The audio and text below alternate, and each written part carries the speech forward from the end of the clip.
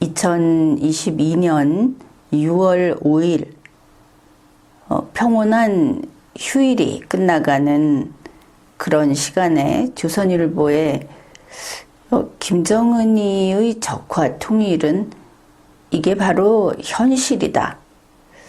그냥 그렇게 그럴 수 있을까 하는 것이 아니고 우리 눈앞에 닥쳐 있는 현실이다 하는 그런 인터뷰 기사를 올렸습니다. 우리 국민들로서는 충격을 받았을 것으로 그렇게 보는데 그 내용을 가지고 이야기를 해봅시다. 이제 이러한 충격적인 기사를 조선일보가 왜 올려야 했을까? 여태까지는 좋은 일이 그래도 많았지 않습니까? 대선 결과도 그렇고 또 지방선거도 그렇고 리마연에서는 지금 그럴 때가 아니다. 북한의 핵 문제가 그 어느 때보다도 상황이 안 좋고 국제관계도 그 세계 여러 나라는 대한민국의 보모 혹은 가족이 아니다.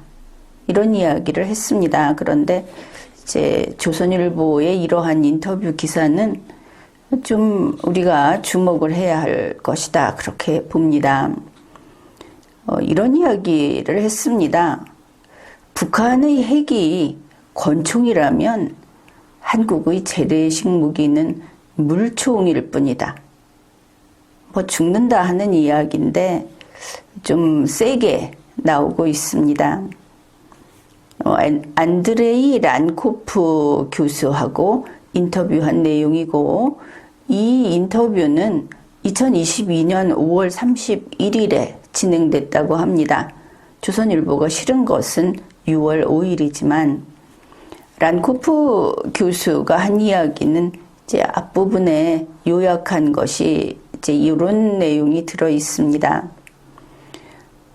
북한에게 있어서 이 남한이라고 하는 것은 북한이 한번 큰 소리를 질러대기만 하면 그러면 현금을 대주는 ATM이었다.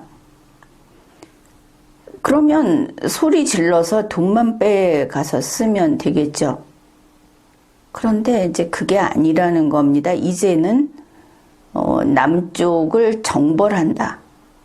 다시 말해서 적화 통일을 해야 하겠다 하고 나오고 있다. 지난 30여 년을 보면은 이 적화 통일, 남쪽을 쳐내려온다고 하는 그 시나리오의 가능성이 제로였다. 이렇게 말을 할 수 있는데 지금은 그게 10%까지 높아졌다. 따라서 윤석열 정부는 이러한 북한의 위협을 과소평가하거나 착각해서는 안 된다. 이게 사실은 아주 중요한 내용이 되겠습니다. 돌이켜보면은 북한에서 적화 통일을 하겠다고 하는 것은 잘 찾아보면 그들의 그 사회주의 헌법에서도 읽을 수 있다. 그리고 신년사에서 그들이 언제 이것을 포기한 적이 있는가? 한국이 일방적으로 무시를 했었던 것을 다시 깨닫게 되는 대목입니다. 그는 이제 이 란코프 교수는 김정은이의 이 적화 통일, 남쪽을 내려와서 점령하겠다고 하는 이 야망은 꿈이 아닌 현실이다. 그러면서 그러면 이제 모두들 한미동맹을 떠올리겠죠. 미국이 있지 않느냐. 그런데 여기에서 아주 가슴 아픈 이야기를 합니다.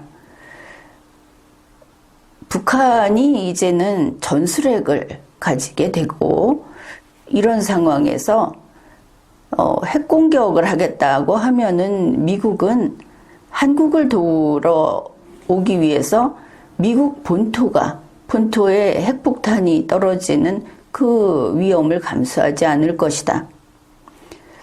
이제 이런 우리 국민들로서는 정말 하늘같이 믿고 있던 미국이 등을 돌릴 수 있다 하는 이야기를 듣게 된 겁니다. 조선일보에서 이제 인터뷰를 한 내용을 따라가면서 차근차근 살펴볼 건데, 이 안드레이 란코프 교수의 이야기가 다 옳다 이렇게 보는 것은 아닙니다. 다만 대목이 이미 밝혀져 있었고, 우리가 이것만큼은 제대로 인식을 하고 대처를 했어야 하는데 그렇지 않고 지금에 이르렀습니다. 그런데 그의 이야기 가운데 들어줄 만한 그래 그것은 참으로 그 객관적이고 타당한 이야기다 하는 것도 있고, 또 그의 인식이 역시 그 사람만의 어떤 한계가 있구나 이런 것도 있습니다. 그것은 우리가 살펴가면서 보면 되겠죠. 첫 번째 질문은 이렇습니다.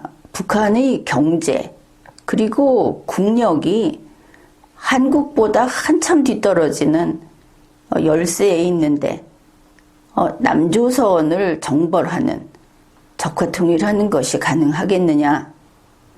이제 거기에 대해서 이렇게 말을 합니다. 사실 국제사회에서는 북한을 그렇게 만만하게 보지를 않습니다. 우리 대한민국보다 오히려 적으로서 대우를 받고 있죠. 이 인터뷰에서는 이렇게 답을 합니다. 북한은 모든 국력을 핵과 미사일 개발에 집중을 해서 아주 큰 성공을 이뤘다. 이것은 지난 리마연 방송에서 미국 측의 전문가들이 다 지적하고 그 사실을 인정하고 했던 그런 것들을 이미 이야기를 했습니다. 북한은 미국 본토 공격이 가능한 핵 미사일을 이미 확보했을 수 있고, 그렇지 않다 하더라도 조만간 그것을 보유하게 될 것이다. 미국은 지금까지 핵을 보유하고 있는 상대와 싸우기 위해서 참전한 적이 한 번도 없다. 우크라이나 전쟁에 미국이 참전하지 않는 핵심 이유 중에 하나가 러시아가 핵 보유국이어서이다. 그래서 김정은이가 한국을 정복하겠다, 집어먹겠다 하는 것은 꿈이 아닌 현실이다. 무서운 이야기이기는 한데 우리 국민은 이 사실을 제대로 알아야 합니다. 이제 두 번째 질문입니다. 북한이 남침을 해도 우리를 공격해 오더라도 핵이 있기 때문에 미국이 참전하지 못한다는 것인가? 그러니까 망설임 없이 답을 합니다. 그렇다. 국가란 그런 겁니다. 자기 나라, 자기 국민 보호가 그게 국가의 첫 번째 존재 이유고 마지막 이유이기도 한 것이죠. 이 랑코프 교수가 여러분 그리고 우리 국민들이 정말 불안하다를 넘어서는 그런 이제 심정이 될 만한 이야기를 합니다. 한국인들은 대부분 한미동맹의 힘을 절대적으로 믿고 있다. 그런데 1954년 미국이 한국과 동맹을 맺을 때 그때 북한은 LA나 뉴욕을 폐허로 만들 만한 그런 능력이 없던 때였다. 그런데 지금 미국이 한국을, 서울을 지키기 위해서 참전을 한다면, 참전하려고 하면 미국 대통령은 LA나 샌프란시스코, 뉴욕, 여기가 북한의 ICBM 공격을 여러 발 받아서 사망자가 속출하고 하는 그런 가능성을 고려할 수밖에 없다. 그래서 이제 현실적으로 그런데 그렇다고 해서 미국이 당장 발을 빼고 도망을 친다는 이야기는 아닙니다. 그러나 미국이 더더욱 움직일 수 없는 상황이 될 수 있겠죠. 그게 바로 이런 겁니다. 미국에서 경제 위기가 발생하거나 미국에서 고립주의가 고조될 때, 그리고 이 한국을, 남한을 지킬 의지가 약한 미국 대통령이 나타날 때, 지금도 이거는 마찬가지죠. 한국을 걸핏하면 그 사지로 내몰고 자기네가 편리할 때 갖다 쓰는, 바이든 대통령도 우크라이나를 보든지 할 때, 중국을 보든지 할 때 같은 태도를 보이고 있습니다. 그거는 사실 한국을 지킬 의지가 강한 미국 대통령은, 우리가 그런 대통령을 만날 복은 참 바라기 어렵지 않은가. 트럼프 대통령 마찬가지였습니다. 더 심했죠. 그래서 한국을 지킬 의지가 약한 미국 대통령이 등장할 때 북한은 이것을 기회로 보고 바로 그때 도발할 것이다. 도발이라기보다 그냥 지금과 같은 막강한 군사력으로 밀고 내려올 것이다. 미국이 이걸 받쳐주지 않는다고 하면 무엇이 두렵겠습니까? 그리고 미국이 증원군을 한국에, 남한에 보내려고 하면 북한이 한반도 평화라고 지금 북한이 이야기를 하고 있죠. 자기네가 한반도 평화를 지키겠다. 이거 기억이 생생할 겁니다. 김정은이가 연초에 발표하는 거기에서 몇 년 전입니까? 남조선 인민들은 걱정하지 마라. 이 한반도는 우리 북조선이 지킨다고 분명히 했죠. 그때 그냥 넘어갔죠. 별거 아니다 하고. 바로 그 한반도 평화를 김정은이 지킨다. 그러면서 뉴욕이나 LA에 핵공격 위협을 하면 미국 대통령은 바로 딜레마에 빠질 것이다. 이렇게 말을 합니다. 가능성 있는 이야기입니다. 그는 이제 정확하게 윤석열 대통령을 가리키면서 이런 이야기를 합니다. 윤석열은 통일 대통령 되겠다고 하는 헛꿈을 버려야 한다.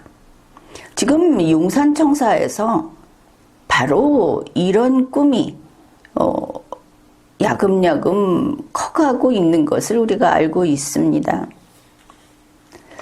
왜 그런가? 통일이라는 것이 지금 국회에서 남북국회 해가지고 문재인 대통령이 이야기했던 그런 식의 연방제 통일을 거쳐서 이렇게 간다.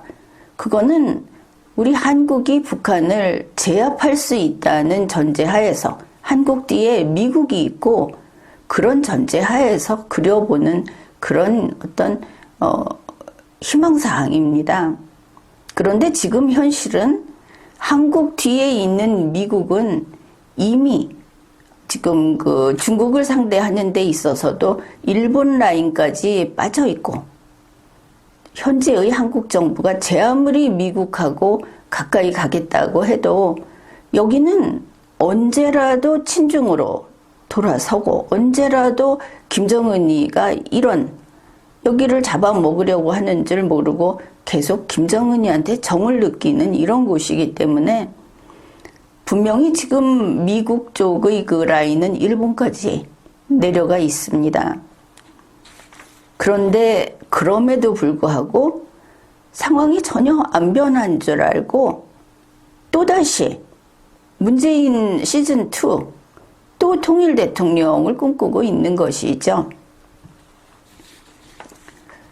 박병석 국회의장 그 시절에 이미 이것을 착착 다 밟아 놓았고 지금도 윤석열 대통령은 바로 그 통일 대통령의 꿈을 접지 않았다. 아니 더욱 불태우고 있다. 그런 상황에 이런 지적이 나온 겁니다.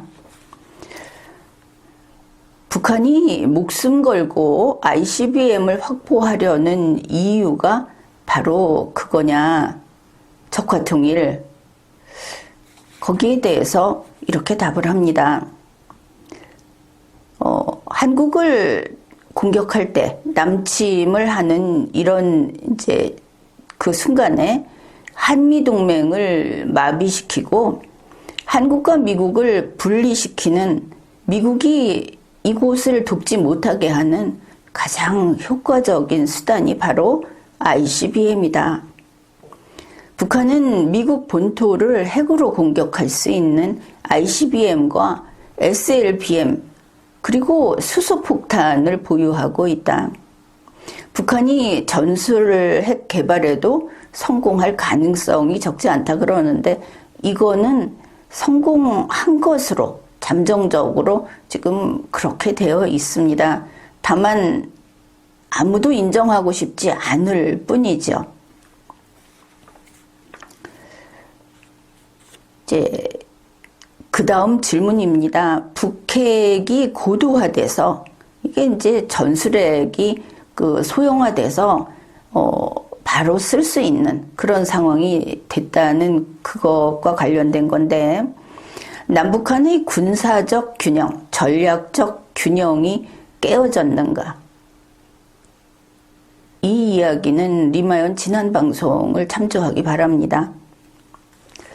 여기에 대해서 인터뷰한 교수는 그렇다고 말을 합니다. 이 정도로 지금 명백하게 북한이 어디까지 와 있고 우리 한국이 어떤 상황에 처해 있는가 하는 것을 한국만 모르는 것이 아닌가 그렇게 보입니다.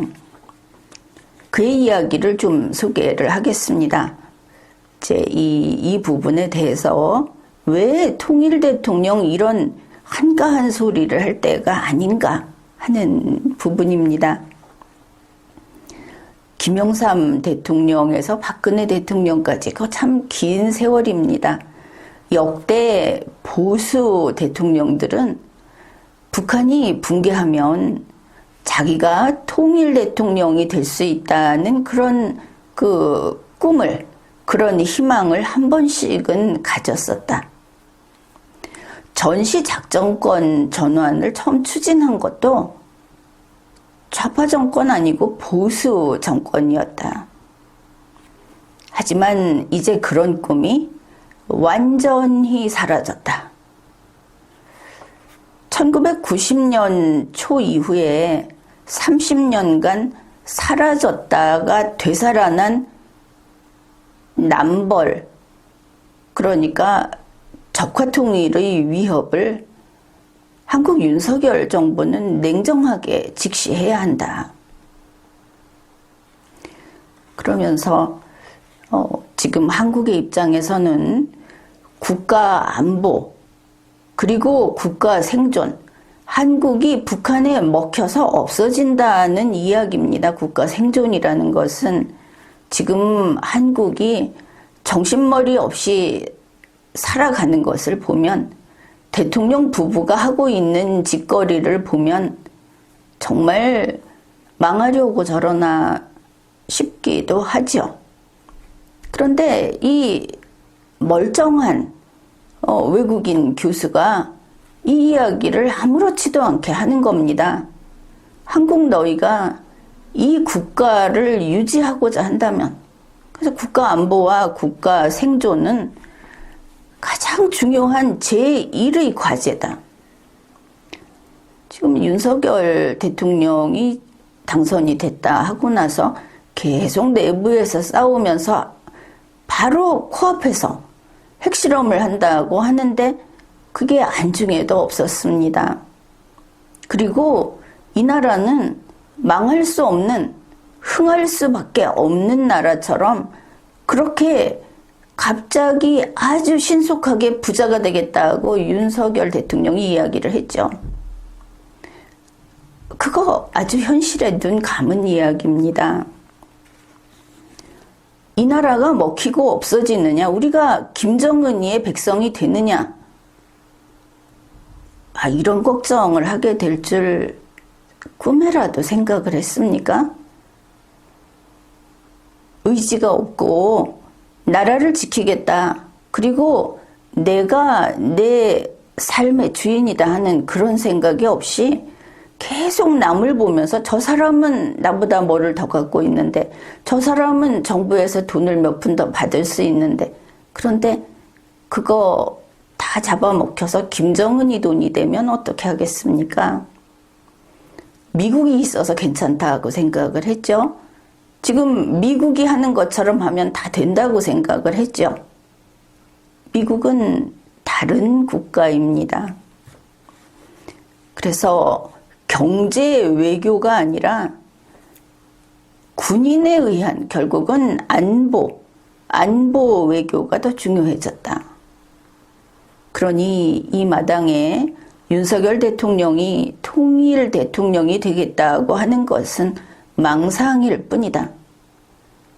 좀 신기한 것은 윤석열 찬양가를 계속 부르던 조선일보가 갑자기 이런 걸 올렸다. 사실은 이런 기류는 얼마 전부터 있었죠.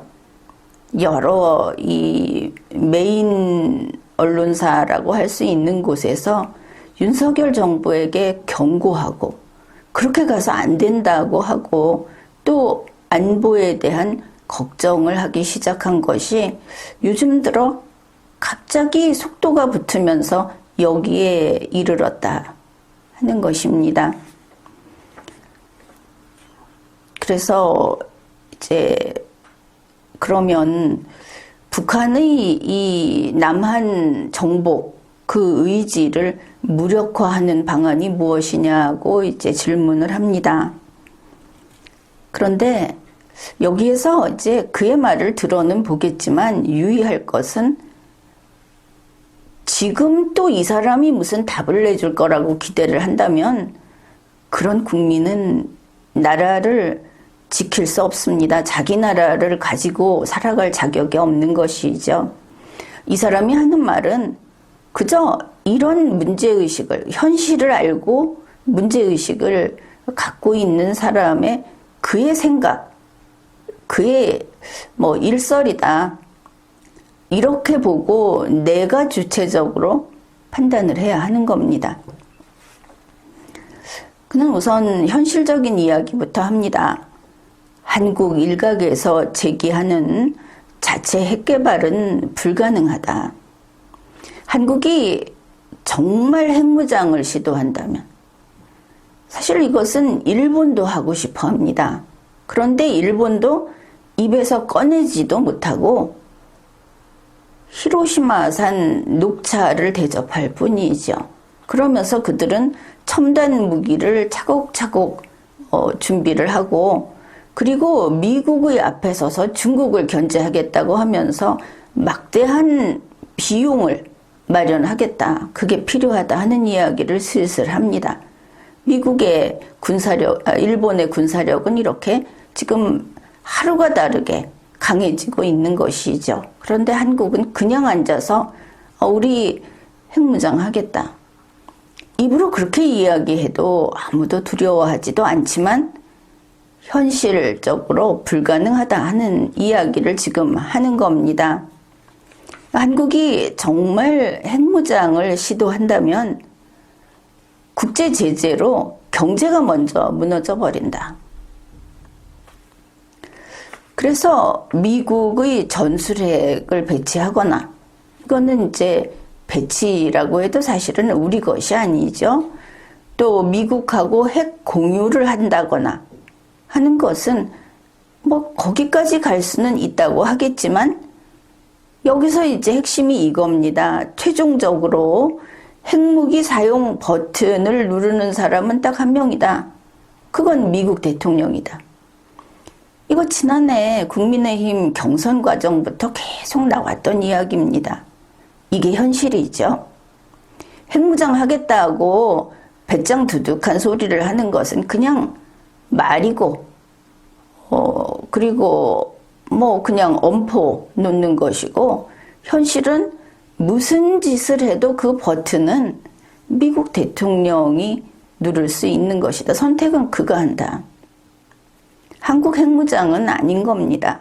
게다가 미국이 공격당할까봐 증원군을 못 보내는 미국 대통령이 그 버튼 누르겠습니까?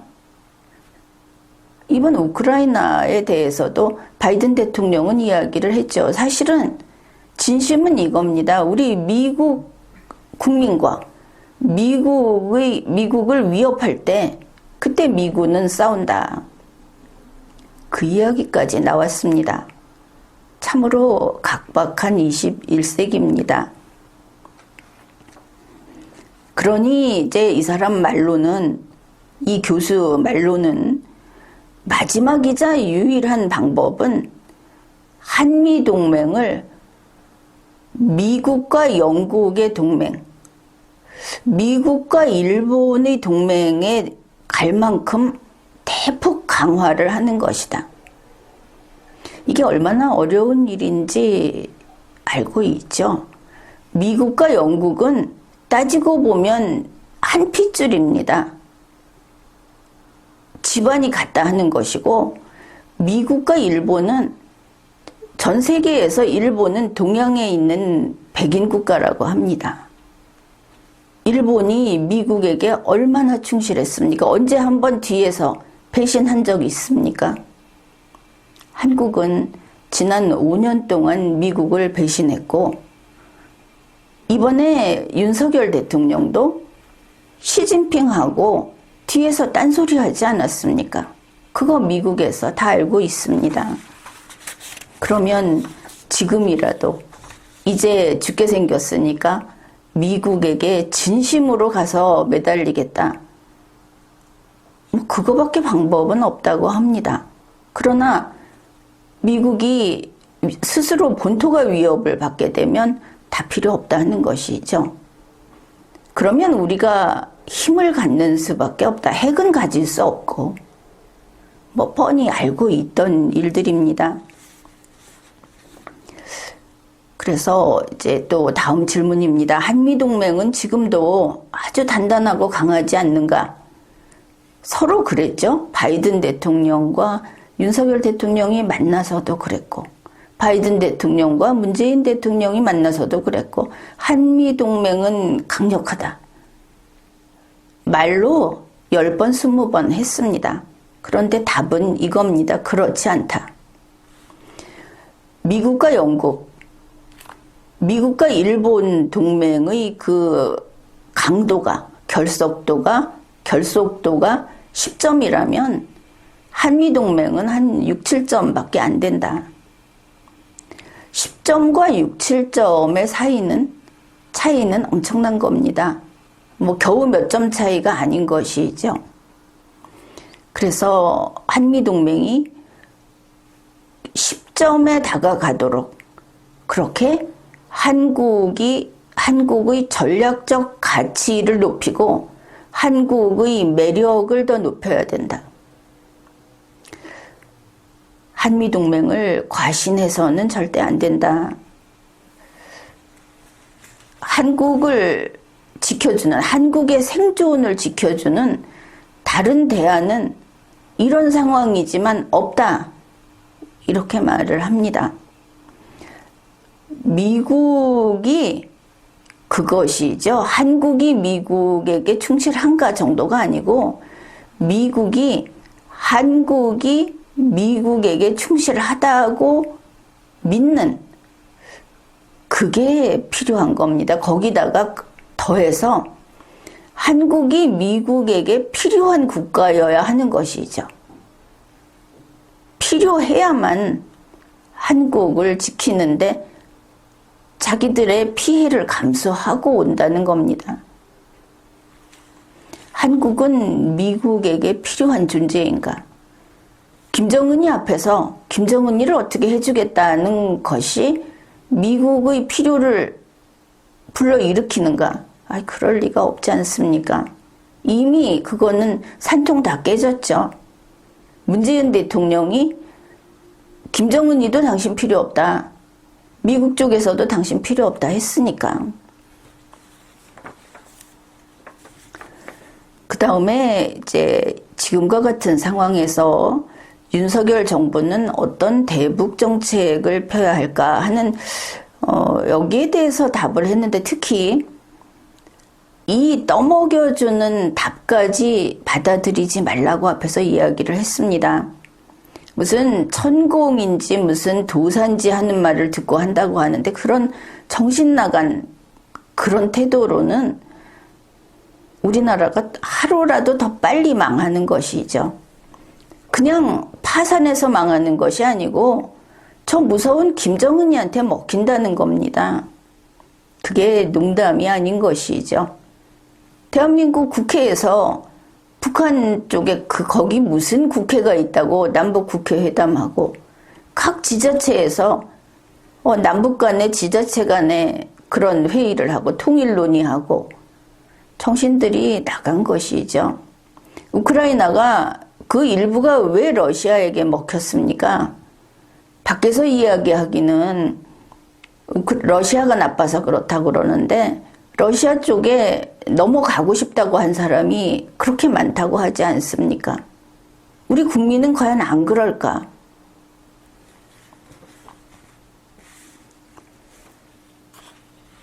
그 대북 정책에 대해서 그의 조언은 이렇습니다. 윤석열 정부는 인도적 지원 정도만 할 수 있다. 이거야 지금까지 하고 똑같죠. 그런데 북한을 향해서 강경한 구호를 자제하라. 그러니까 대북 강경 노선으로 보이는 그런 구호를 크게 외치면 안 되고, 이 사람은 안보를 강화하는 사람이 되기보다는 한반도 평화를 파괴하는 주범이다. 그러니 쳐버려야 된다 하는 그런 전쟁을 부르는 일이 될 수밖에 없다. 이게 좀 애매한 표현입니다. 그러면 설설 기라는 이야기냐? 긴다고 칠 사람이 안 치겠느냐? 그것이죠. 지금은 김정은이가 남침하겠다고 하고 있는 겁니다. 그런데 북한에 맞서서 싸우겠다는 이야기 하지 마라. 이 말을 액면 그대로 받아들이면 항복하는 길이 될 수도 있는 거죠. 그런 건 아니다 하는 것을 제대로 알아야 하겠습니다. 그래서 북한에 같이 성질 부리고 말로 세게 이야기하고 하는 대신에 미국과 실질적인 동맹을 심화하고 북한에 대한 확장 억제 강도를 높여야 한다. 결국은 이 지역방위라고 해야 하겠죠. 그거는 미국에 지금 마지못해서라도 이제 협력을 하고 있는데, 그런 미온적인 태도는 안 된다. 우리에게는 그게 생명줄 중에 하나다. 이 부분은 맞는 것 같습니다. 그런데 이제 이런 이야기를 합니다. 북한을 향해서 크고 작은 문화 교류나 대북 지원을 가끔 제안해야 하고, 이렇게 해서 윤석열은 강경파가 아니다. 이제 이렇게 보여야 한다. 그렇게 보일 수는 있지 않겠습니까? 윤석열은 아무 생각도 없고 이념도 없고 허랑방탕하게 그냥 술고래다. 그러면 강경파라는 인식이 북측에 생길 리도 없겠죠. 그러면 윤석열이 그저 술고래다 이러면 남침을 안 하느냐? 더 빨리 하겠죠. 그런데 이제 좀 찜찜한 것은 이런 이야기입니다. 북한이 도발을 하거나 적대 행위를 할 때 이게 진짜로 전쟁에 불을 확 붙여버리는 일이 안 되도록 한반도 정세를 잘 관리해야 한다. 제가 무슨 말을 하는지는 대략 알 것도 같지만 여기 나와 있는 것은 하나도 대책이 아니라는 것은 분명합니다. 요 분위기, 지금 이야기하는 요 분위기만 파악을 해야지 여기서 실제로 뭔가를 가져다가 쓴다면 그러면 이제 스스로 그 자멸을 택하는 것이 되겠죠. 더구나 이 사람이 이제 이 교수가 하는 이야기는 그 사람의 그 혈통이라고 할까, 국적, 그 개인의 어떤 특수성 이런 것들이 영향을 미친다 하는 거, 그것도 감안해야 합니다. 근데 가볍게는 문재인 정부 5년간의 대북 정책은 어떻게 평가하느냐 이러니까 뭐 다른 이야기도 했는데 이 부분은 이제 뭐 그렇게 보는구나 싶은 게 이겁니다. 문재인 정부가 내건 한반도 운전자로는 사실과 다른 거짓이었다. 이거 리마연에서 계속 이야기했죠. 그러니까 그 지난 5년간 진짜 운전자는 북한이었다. 그리고 문재인 정부는 비현실적인 환상에 사로잡혀서 그 북한을 자기네가 휘두르고 이 동아시아에서 그 주도권을 쥐는 그런 뭐 동아시아 대통령 같은 것을 꿈을 꿨으니까 어쨌든 그래서 북한 관계에서 실패했다 이렇게 이제 이 교수는 보고 있습니다. 왜 실패했는가 하는 데 대해서 그냥 이 부분은 그렇게 뛰어난 그 분석이나 그 입장 발표는 아니라고 보는데 2018년 말부터 트럼프 대통령이 북한을 공격하지 않을 것, 그러니까 미국의 북한 공격 가능성이 사라져버렸다. 이게 이제 지금의 화를 부른 것일 수도 있습니다. 2018년 말부터 사실 북한은 미국이 공격할까봐 두려워한다는 것을 핑계로 내세우고 있었고 무시할 수 없는 부분이었습니다. 그런데 미국은 북한을 공격할 의사가 없구나 하는 것이 그때 북측에 알려진 것이죠.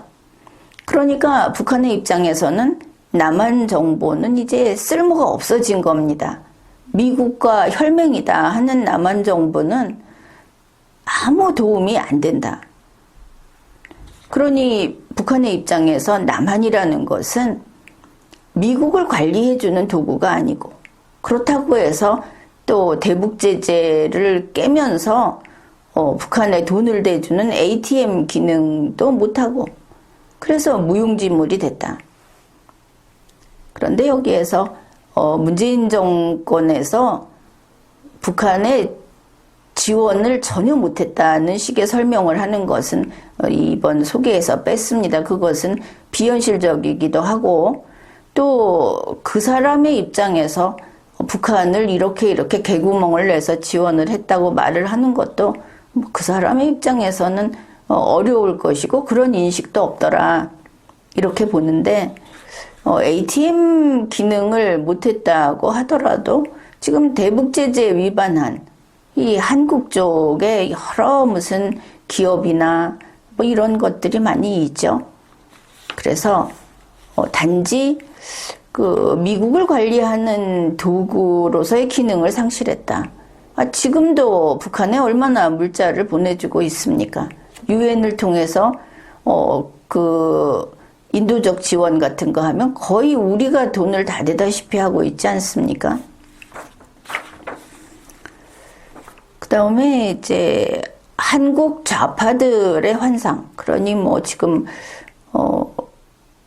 민주당 개파를 불문하고 모조리 이러면은 이제 윤석열 개인으로 쳤을 때 윤석열 씨나 김건희 씨도 여기 포함이 될 수도 있을 텐데, 이거 특히 대진년 청년들 아주 잘 들어야 합니다.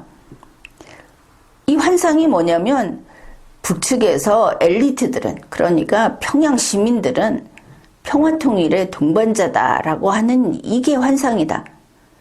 이제 이거는 잘 지적을 한 것 같습니다. 그가 이렇게 말을 합니다. 한국 진보 세력, 한국 좌파들의 북한은 이렇다라고 보는 그걸 한번 이야기해달라 그러니까 이렇게 이야기를 합니다. 한국의 이 좌파들은 우리 한국이나 다른 나라에 대한 정치 분석을 할 때는 집권 엘리트층을 아주 날카롭게 비판을 한다. 그런데 북한을 분석할 때는 이 비판을 하는 시각이 완전히 사라진다. 비판을 아예 안 한다. 우리가 모두 알고 있는 사실입니다. 북한 엘리트들의 여기서는 평양 시민들이 이 한국이 경제적으로 부유하고 한 것을 늘 부러워하면서 한국에 와서 살고 싶어 할 거라고 생각을, 심지어 좌파들도 그런 생각을 하고 있는데 그것은 좀 다르다 하는 이야기를 해줍니다. 북한 엘리트들의 최고 목표는 북한 체제를 유지하고 북한의 김정은이의 권력을 유지하는 것. 자기들도 권력 서열에 줄 서 있으니까. 그리고 경제 성장, 주민 생활 개선 이런 거는 그냥 이념 앞에 이건 아무것도 아니다. 우리 한국하고는 다르죠. 국가도 팔아먹지 않습니까? 얼마 전에 군 출신이 정보를 북한에 팔아넘기지 않았습니까? 한국의 586 진보파로 분류되는 이 좌파들은 이 사실에 완전히 눈을 감고 북한 엘리트층을 자주 평화통일의 열망으로 가득 찬 그런 자기들의 동반자로 보는데 이거 터무니없는 환상이다. 북한 엘리트층이 받아들일 수 있는 통일 방식은 적화통일 하나뿐이다. 여기서 아무리 국회회담 해도 소용없는 것이죠. 그런데 한국의 좌파들은 남북한이 자유왕래하는 세상을 바라고 묘양산에 올라가서 북한 사람들하고 대화하고 서울역에서 KTX 타고 북한 사리원을 구경하러 가는 이런 미래, 이런 거를 상상하고 있는데 이거 불가능한 꿈이다. 북한이 그걸 왜 원하겠는가? 남한을 집어삼키면 여기 있는 자원, 그냥 그걸 가지고 사회주의 조국 완성을 위해서 더 빨리 나아갈 수 있을 텐데 남의 생각을 너무 무시하면 안 되는 겁니다. 김정은과 북한 사람들의 생각은 지금 한국에 있는 좌파들 그리고 한국 국민들 그런 생각하고는 아예 세계가 다르다. 우리가 상대하고 있는 사람들은 그런 사람들이다 하는 것을 알아야 하겠습니다.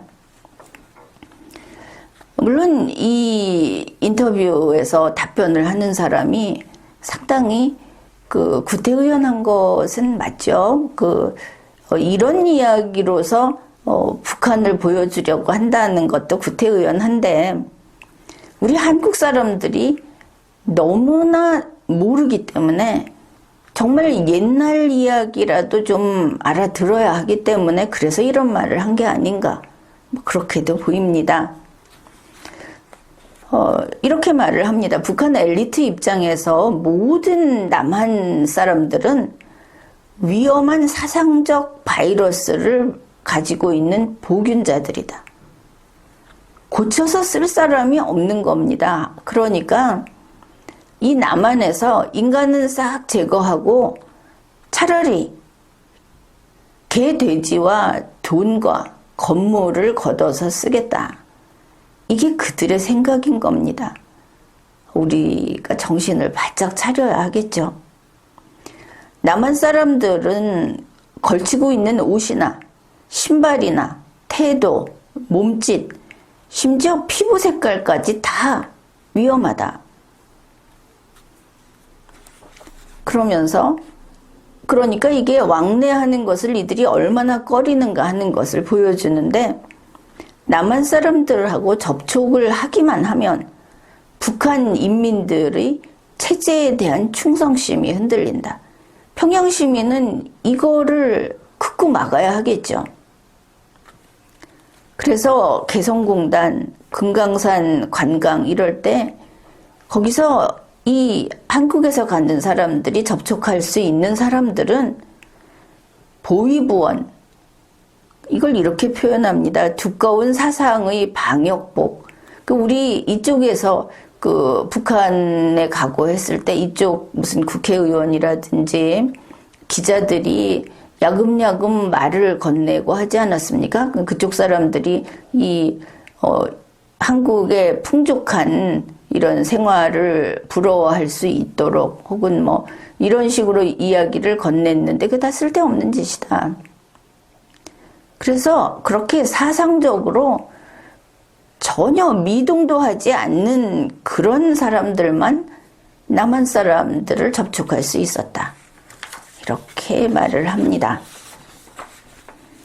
그러면 북한이 지금처럼 이렇게 쇄국 정책, 사실은 다른 세계에다가 이제 울타리를 치고 있죠. 그리고 핵 개발하는 것을 포기할 가능성은 없는가. 그런데 이 질문은 때늦은 질문이다 싶은 것이, 북한의 핵 개발은 이제 뒤로 물러설 수 없는 지경까지 왔다. 그걸 보면 이 질문이 좀 느슨하다. 그렇게 봅니다. 거기에 대한 답변이 이겁니다. 북한 엘리트층은 자기들의 체제를 유지하기 위해서 핵무기를 가지고 또 쇄국 정책을 쓰고 주민을 감시 통제한다. 그래서 이런 것들이 느슨해지면 수령을 중심으로 한 유일 독재 체제가 무너질 수 있기 때문에, 그래서 이제 쇄국 정책을 풀 수 없는 것이고, 그 다음에 북한에게 있어서 핵을 포기한다 하는 것은 자살행위다. 그러니까 이렇게 말을 합니다. 북한 비핵화가 가능하냐는 질문은 어떻게 하면 500살까지 지금 살 수 있느냐는 질문하고 똑같다. 북한 비핵화라는 것은 그게 당장 가능할 것이라고 해서 그 이야기를 하는 것이 아니고, 그걸 가지고 전쟁을 막아보자. 그걸 가지고 전술핵, 핵실험을 막아보자. 결국은 그거 아니었습니까? 그런데 이제 그 시한을 넘겨버린 겁니다. 북한이 5월에 당장 핵실험할 수 있다. 미국 국무부에서 그거 인정하지 않았습니까? 그래서 한국이 북한과 통일을 하겠다고 하는 것은 그저 북한의 백기 들고 나라를 바치는 통일만 가능하다. 만일 그렇다고 해서 한국이 그러면은 북한하고 통일 안 하고 두 나라로 살아가자, 영원히 남남으로 살자, 이웃나라처럼, 이러면 혹시 전쟁을 피할 수 있을까? 김정은이는 이웃나라도 잡아먹고 싶어 하죠. 한국은 남이 아니니까 내 거 찾아가겠다고 합니다. 그런데 한국인들이 우리 남처럼 지내고 우리한테 쳐내려오지 마라, 이러면 될 것인가 하는 질문인 겁니다. 한국 국민이 북한과 통일을 원하지 않는다면 어떻게 되겠느냐? 그러면 전쟁이 안 날 것 같습니까? 어떻게 생각을 합니까? 그냥 따로 살자. 그게 아니라 북한은 지금 돈도 필요하고 이렇게 발달된 이런 모든 것들이 필요하고 남한 사람만 필요 없는 겁니다. 그리고 한국을 점령할 수 있는 힘이 있고 그 여건이 만들어지면 참지 않겠죠? 그럼 우리 한국은 뭐 하는 곳입니까? 이게 우리나라면 우리가 지켜야지. 북한이 한없이 무섭기만 해서 미국만 바라보고 있으면 되겠습니까? 죽을 때 죽더라도 끝까지 싸우고 지키겠다. 바로 이게 작은 나라도 자주국가를 만만히 보지 못하는 핵심입니다. 여러분은 이 나라를 끝까지 지키겠다. 약속을 해야 합니다. 자식들 외국에 여차하면은 안전한 곳에 보내겠다. 그게 아니고 이 나라를 지키기 위해서 내 자식도 여기서 끝까지 같이 싸우고 이 나라를 지키겠다고 지금은 다들 맹세를 해야 합니다. 그래 이제 우리 통일 안 할 테니까 따로 살자 하면 어떻게 하겠느냐 그러니까 그럴 때는 북한을 이제 평화 공존을 하기 위해서 그렇게 남남으로 살아야 되는데 그래도 북한은 군사적 도발을 할 것이다. 결국 한반도에서 완전한 평화는 불가능하다. 북한을 제압할 만큼 우리가 힘을 가지는 것밖에는 수가 없는 겁니다. 지금까지 돈 좀 있다고 그냥 이렇게 가면 되지. 북한은 굶어 죽게 생기면은 백기 들고 올 거야 라고 했던 게 빗나간 것이죠.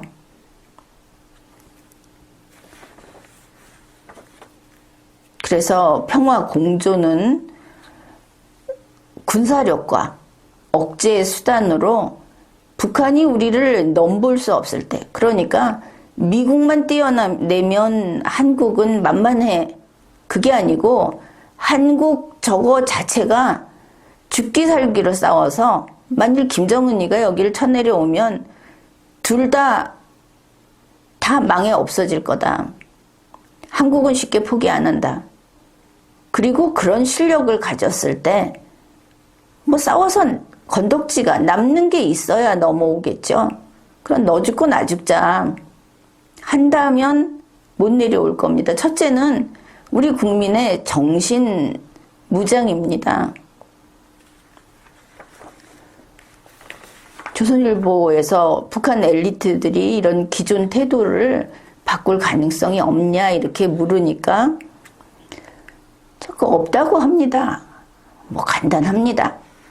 경제적으로 말할 수 없이 어렵고 이 대북 제재가 벌써 계속되고 있죠.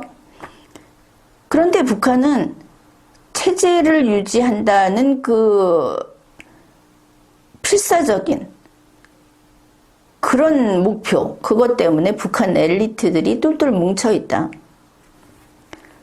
그런데 그 엘리트가 가족까지 포함하면 최대 100만 명 이상이 된다. 우리 대한민국에도 이렇게 투철한 대한민국을 반드시 지킨다. 대한민국의 헌법을 지키고 우리는 세계 최고의 국가가 되겠다고 하는 사람들이 100만 명이 있으면 아마 정말 날아다닐 겁니다. 노동신문은 물론 지방신문에서 사설을 쓰는 기자, 또 주민을 감시하는 보위부원, 수령님 만세 미제 타도를 외치는 선전 일꾼들,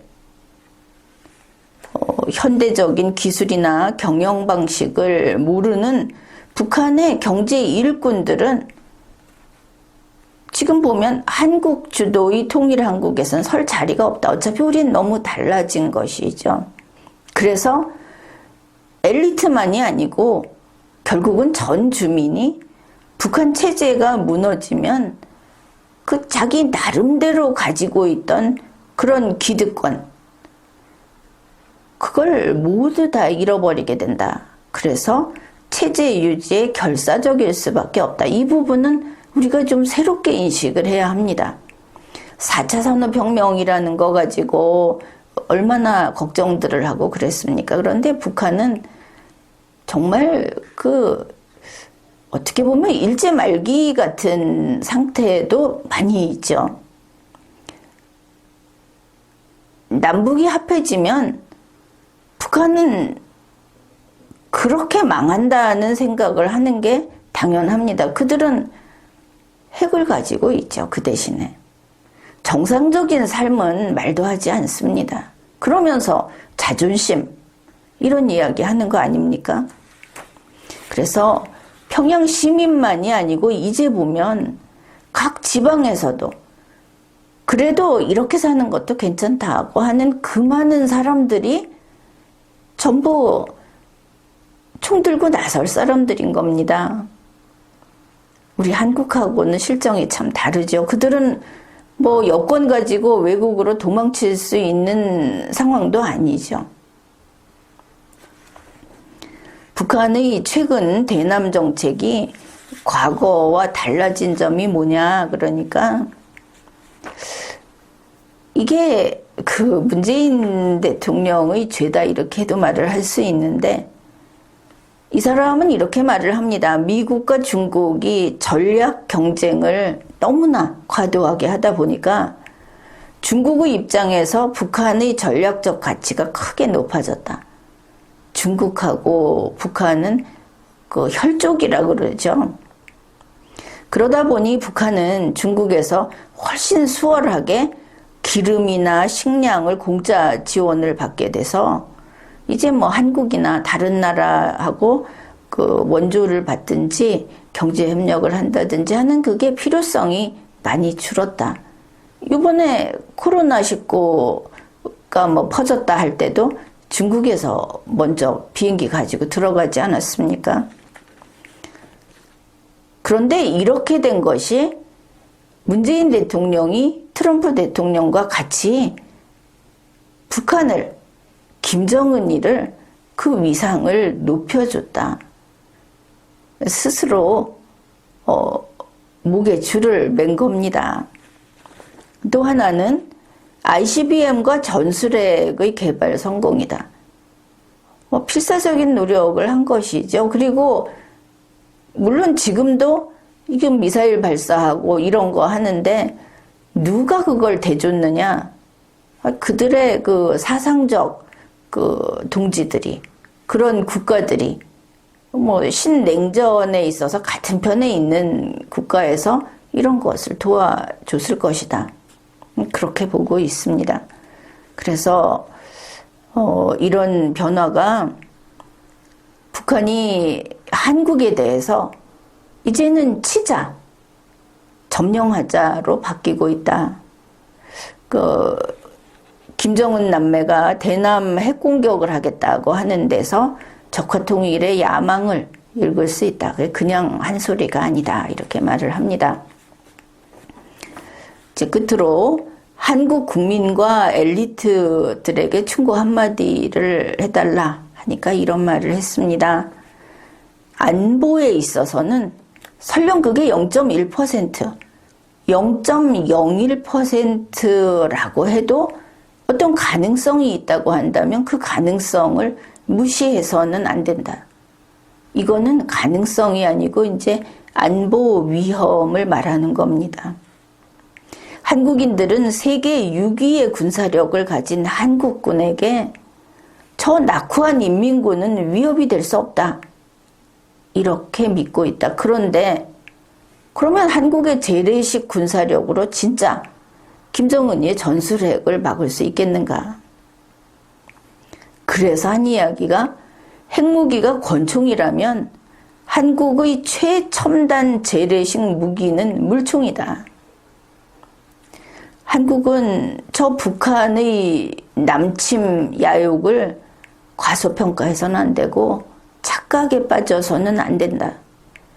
또 지금 한국 전체가 여기에 감염이 돼 있다시피 하는 이 낙관주의, 한국이 걸핏하면 우리가 돈 좀 있으니까 동아시아에서도, 저 북한에도, 또 위쪽으로 올라가서 태평양 쪽으로 가서 이런 나라들에도 우리가 영향력을 미칠 수 있다. 걸핏하면 우리가 지원 좀 해줄게. 그런데 실제로 우리 턱 밑에 김정은이의 그 핵이 있다 하는 겁니다. 이런 낙관주의는 판단력을 마비시킬 수 있다. 대한민국 정부는 지금 방향을 잡고 있는가? 판단력이 있는가? 한반도 안보 상황은 최근 많이 위험해졌습니다. 미국과 중국이 대립을 함으로써 한반도가 전략적으로 최전선에 서 있다. 사실 중국도 그렇지만, 북한도 그렇지만 중국이나 러시아도 우리로서는 대단히 대비를 해야 하고 두려운 적인 게 분명합니다. 이런 상황에 북한이 남한 정복을 지금 추진하고 있다. 한국 정부는, 윤석열 정부는 국제 정세에 아주 예민하게, 그리고 깊이 있게 신경을 써야 하고, 만일 트럼프 대통령보다 젊고 더 열정적인 리더가 트럼프식의 고립주의를, 그런 한반도 정책을 펴면 그건 이제 바로 전쟁 난다. 그럴 때 어떻게 할 건지 늘 염두에 두고 대비해야 한다. 이렇게 말을 합니다. 여러분은 혹시 북한 핵 같은 거 잊어버리고 있지 않았습니까? 이번에도 김정은이가 미사일을 8발을 연속해서 쏘는데 이것저것 섞어가면서 어디 한번 막을 수 있으면 막아봐라. 이랬다는 거 아닙니까? 그런데 참 지금에 와서 윤석열 대통령이 무슨 NSC 참석을 안 했다. 술에 쩔어가지고 출근을 늦게 했다. 이런 소리가 나올 때 윤석열이라는 인간을 욕하고 말죠. 정치적으로. 그게 아니고 이제 윤석열은 대한민국 대통령입니다. 윤석열을 중심으로 우리가 하나가 돼야 되는데 저거 똑바로 못하면 똑바로 할 사람을 집어넣어야 됩니다. 아니면 윤석열이 정신을 차리든가. 지금 이럴 상황이 아닌 거죠. 그리고 어떻습니까? 2022년 들어서 16번째 도발이다 이러는데 우리 한번 물어봅시다. 아침 신문에서 신문 헤드에 북한이 이번에 또 미사일을 쐈다는 것을 마치 오늘은 날씨가 좀 흐립니다 정도로 이렇게 보고 지나가도 되는가? 그거 안 보고 살아야 되는 거 아닌가? 국가 안보라고 하는 것이 개인이 걱정한다고 되는 것은 아니지만 우리 국민은 지금 너무나 해이해져 있습니다. 이 인터뷰가 충격적이고 불안하고 그럴 수는 있겠지만 우리 모두는 이게 우리 환경입니다. 우리 모두는 이 땅에서 이 나라를 지키면서 지켜내든지 아니면 나라를 지키다가 이 땅에서 죽을 그런 운명인 겁니다. 피할 수 없는 것이죠. 이 나라가 우리나라고 이 나라의 주인은 우리다. 그것을 잊지 말아야 하겠습니다. 지금까지 리걸마인드 연구소였습니다.